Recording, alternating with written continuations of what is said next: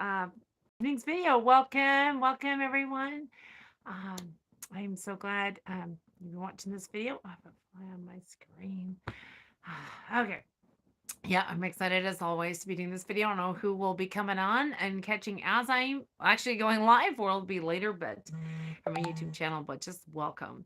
Welcome to this particular video. Welcome to my channel, and may you be blessed and encouraged and get everything out of it that God has for you to get out of it. So this one, I think the title is just going to be who are we patterning after? What are we patterning after? Which is a who, it should be who are we patterning after our lives after. And so can you piggybacking a little off of my last video titled is it just ripped jeans question mark, or the thumbnail says what's up with ripped jeans? And so it's about, I was talking about the ripped jeans style and look, as you know, I'm sure you've seen it everywhere. And so I just was talking about that, like where the origins were and came from, and just some verses and stuff and kind of my perspective. And so what I wanted to talk about in this one was more of like, who are we patterning our lives after, and can we be setting a pattern for young people in general and our own young people coming up behind us, and just anyone in life. Yeah, as a young person too, can we have that outlook that we're not just dressing for ourselves or just our favorite? We need to be setting a pattern for someone else, like someone is watching us. Can we be an example of those of the faith? And I read some really good verses last time. I might just could start with that, but I don't want to, I'm not covering the same thing, a little bit different, going a little bit different trail, but just wanted to talk on that. And wow, we it depends where you live in this world. I think we really lack a good, example out there to pattern after, in whether it is in clothing or it is, in relationships, and just, I guess, life in general. And the things we maybe should do or shouldn't do, like we don't maybe have a good community of something to be able to point and pattern after. But really, we're really supposed to be just following Jesus, and that is where we pattern after and where we go to for everything in life. Is it okay and go to God and not really be following some other fellow Christian? We're not supposed to be following other fellow Christians. We're supposed to be following God. He said, come follow me. We don't necessarily follow the Christian, though I think Apostle Paul said something like, follow me as I follow Christ, follow me as dear children. And so I guess he felt that he was being a good example to them, to kind of look to him as he followed Christ. And that's why I'm saying it, because we need to be, but ultimately everyone has got to follow Christ for themselves, and can't just say, I'm following them.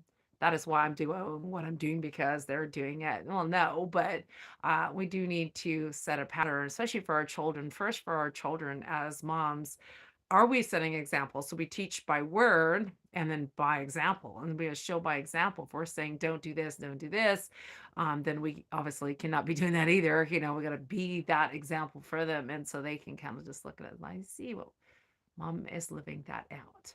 Dad is living that out. What they say, they're not just saying it, they are living it.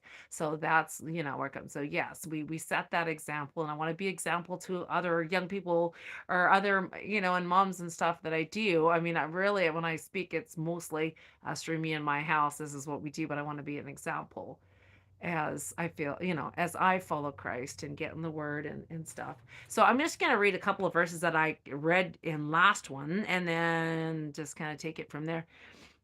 First Peter 3 through 4. So more of the two that kind of pertain to our like clothing stuff. Who's adorning, let it not be that outward adorning of the plaiting of the hair and the wearing of gold, putting on of apparel, but let it be the hidden man of the heart, and that which is not corruptible, even the more ornament of a meek and quiet spirit, which is in the sight of God a great price. That was First Peter 3 through 4, and then First Timothy 2 9 through 10. Oh, this fly. Oh, annoying. Saying it says something went wrong. Try again. I hope I'm recording here. I guess I'll just go ahead and then see what happened. Okay. I don't know. And it looks like I'm recording, and then am I not? Like men are also that women adorn themselves in modest apparel with stained faces, and sorry, not with broidered hair or gold or pearls or costly raiment, that which becometh woman professing godliness with good works. First Timothy 2 9 through 10. So it talks about, about our clothing and stuff. And I just like, and just in life, like I said, can we be an example to others? And wow, our kids, as they're growing up and leave the nest, you can have these roles at home that's kind of holding everyone in. They're like these rules, and of course it can't just be rules, but it's with love and why we do what we do and don't do what we do. And it's like everyone is like, okay, we're a little family, we're keeping it all together. And then if they're not grounded in that faith and want that for themselves, as soon as they step out of that cover and kind of out from your authority, they can be suddenly, whoa, what just happened? I thought we weren't doing, I thought we trained you not to do this, or we, and suddenly, oh wow, so, what I mean? And then it's, fortunately, but I think none of us, like myself, we're going to do things maybe different than our parents did to a T. But as long as each one of us are following Jesus, as long as each one of us has a heart for God, and we step out from under that authority of our parents, then we should be just stepping out, under the authority of God, that we've already committed our lives to God, and we're following God with all our heart, with all our soul, and with all our mind, and that He is our leader. And we don't want anything, to get between our relationship with Him. We want to live our lives the way He wants to live us to live our lives. And that yeah, we're chasing after the things of God and pattern our life after God. And so then our young people too is the same thing. Then their life might look a little different. They may be doing, a little different than what we're doing in our home per se. But um yeah, and I mean, as God is growing, we're never going to be right where we should be, right, as a young teen or someone leaving, a young adult leaving the home. I wouldn't. I've grown immensely in my faith, and so it's hard for me to have that patience with my kids, and I want them to have what I had now. And I realized, oh no, no, I grew a lot. Now there was some things that God really had to work on me over time. Some things were slower than others, and He really had to work on me. And sometimes we have to walk through hard things to get.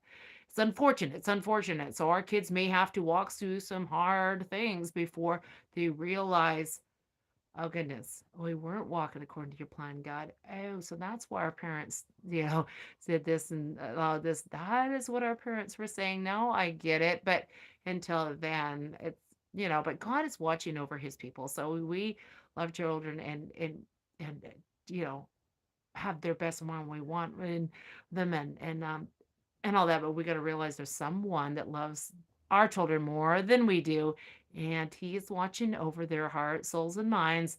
And if they belong to Him, He's not going to let Satan snatch them away from Him. Maybe maybe He's going to allow them to do it, because if the rebellious spirit, what can we do? I think, He can allow you to get into certain things, consequences for the choices you made that are wrong. Um, but nothing that is gonna doom you forever from Him, because He knows His children. He has hold on them, that, and they may walk through some things, if they're into some things they shouldn't be. Sometimes I was talking about when we go through hard things. I didn't mean our own, what we've done to bring the hard things. We went through a really hard thing losing our son. That was out of our control. But sometimes we can walk through hard things because of our choices, doing things we shouldn't, dabbling in things, that we just should not be doing. And we're going to cause ourselves a lot of heartache and a lot of pain until we realize and go, oh my goodness, oh, I am, so sorry. I don't want to live that way. I wanted to live my life for you. And then God is going to be there too, to forgive and say, okay, let's go on from here. Go and sin no more. And hold us and keep us. And yeah, so just a journey, and it's hard, moms. I'm awake at night sometimes, just like, oh my goodness, what if this happened, and what if this, and then what if that, and then we can't do that. That steals our sleep. Worry doesn't do anything. And He didn't give us a spirit of fear, but of love and a power and a sound mind. And He said, be anxious for nothing, but in everything pray about everything. And give our supplication to God, and He'll keep our hearts and minds. And when we keep our minds on Him, Isaiah 26:3, He'll keep us in peace. So we're not to worry and fret. Satan might want us to. He'll bring up this and this and this and junk, and he wants you to worry, and he wants you to fret. He came to steal, kill, and destroy, right? Steal your joy, steal your peace. kill, your passion on life and zeal on life and whatever. He will do that if he can, but God came to give you life and life abundant. So dwell on those things and the promises of God and get in his word so that we are not easily swayed by what Satan wants to do. And also, that reminds me, I just come up with a little acronym for the word life. And I thought, because life can throw us some curveballs sometimes and throw us things, hard things like losing our one son, and just can throw us on a spin. And can we have a different perspective on life so that we are already, living intentionally so that these things don't just throw us off. If we could live with a different perspective, would it change how we live life and how we handle the disappointments, challenges, and trials that come our way? And I believe it will. Here's a little acronym on life. I've got uh, for L, live on purpose, for purpose. I didn't know if I needed the for purpose. So anyway, maybe we'll just go live on purpose. I, intentionally. F, feasting on God's word. E, eternally focused. When I got done writing that down, I just thought about it and prayed about it, and I wrote that down. And I thought, well, I'll just keep working on this. And then I read what I had, and I read it where it all flowed together. I was like, oh my goodness. So acronym for life: live on purpose, intentionally, feasting on God's word, eternally focused. Wow. So if we could live life like that, living on purpose, kind of like for a purpose, intentionally, and feasting on God's word. So a regular thing, feasting on God's word, in his word, abiding, soaking it in, taking it in, reading it, loving it, sharing it, and with an eternal focus. So in everything we do in life, eternal focus. If we could be eternally focused, would that not change a whole lot of things when we realize that we are just passing through? This world is not our home. And if we keep that in the right, and a lot of things could just fall in place and don't hold the same when we're got the eternal mindset, eternal focus. Um, I thought, how about, wouldn't that change a lot of things on life if we could have that eternal focus and realize this life is but a little blip, and but eternity is forever. So life is short, but eternity is long, so prepare for it. Life is short, but eternity is long, so that is what we want to prepare for and live with intention in everything we do. And I think it will change life in so many ways. And so, yeah, I just wanted to share the acronym on life that I put together this morning, because I'm thinking of a bigger message that I'm going to share that on. I recently, I have this opportunity that's coming up pretty soon for me to uh, be a speaker on a virtual conference. So that's really cool. And I was thinking of what my message is going to be. And I thought, to give some kind of hope for when life does not go as we planned it. And then where is something that we can hold on to and to help us in those times. And I come up with this acronym for life. So I'm just saying it one more time. So life is life.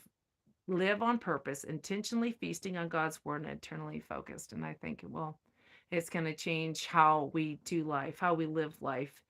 And when things go out of our whack, out of control, the way we thought it would be, that we've got this set. We're living on purpose, intentionally feasting on God's word, and we're focused on eternity. So, all right. I think that's about it. I don't know. I could keep on talking. I always do talk about a lot of stuff. See if I have something else right here.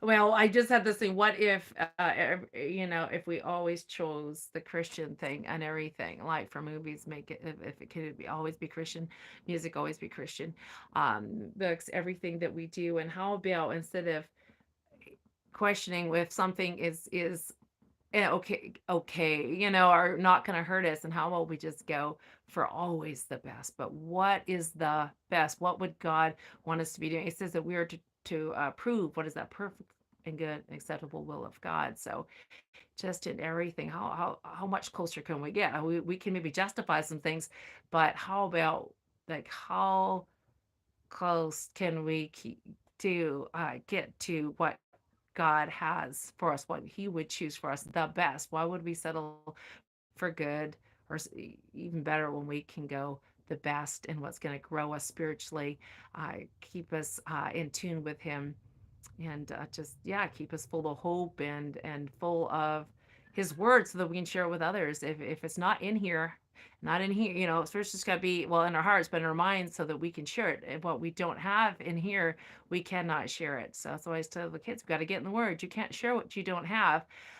It's got to come in us and then pour out of us. So, all right, hope that was an encouragement to you. As always, come back for more great videos that I'll be doing in the very near future. And yeah, I'm a wife, mother, author, speaker, and I just love sharing to draw you closer to the Lord and to keep you strong. So stay in the Word. You can't go wrong. Take care.